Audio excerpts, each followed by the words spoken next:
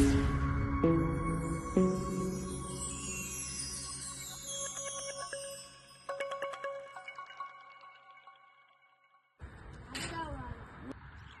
мен жеті қазынаның бірі тазы ит асырайтын ағамның үйіне барып сұхбат аламын. Алейкум салам. Қазыларыңыз керек ме? Я жақсы, керемет тазы. Екі тазы бар.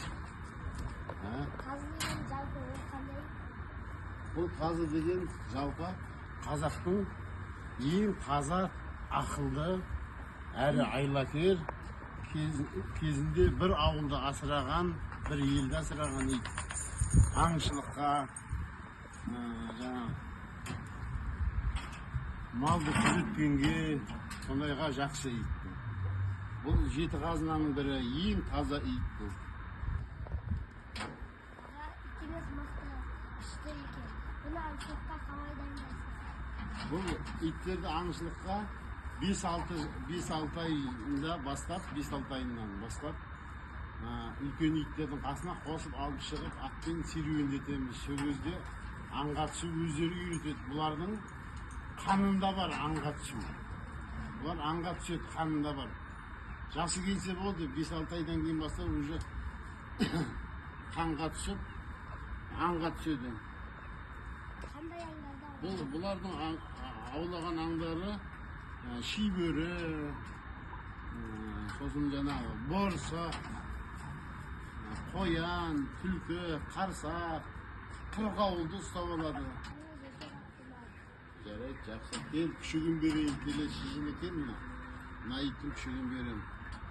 Бір күшігін берем, асырайтын болсын.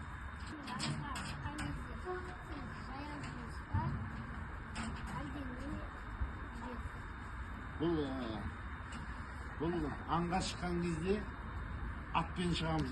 Артында ат тұрған екен, айғыр. Сол айғырға мініп, аңға шығамыз, қар түскен кезде қоянға. Аға, сұхбатыңызға рахмет.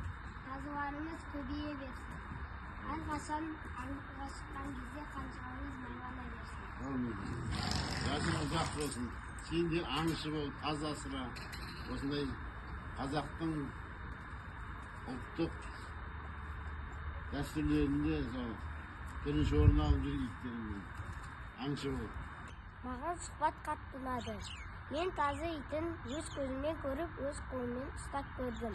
Тазы иті өте әдемі, таза, ақылды жануар екен. Менің тазы итіне деген қызығушылығымды одан әрі арттырғаны үшін, сұхбат берген үшін, тазы иті туралы көптеген мәлімет берген үшін Қанат Мадиярұлы ағамызға көп алғыс білдіремін.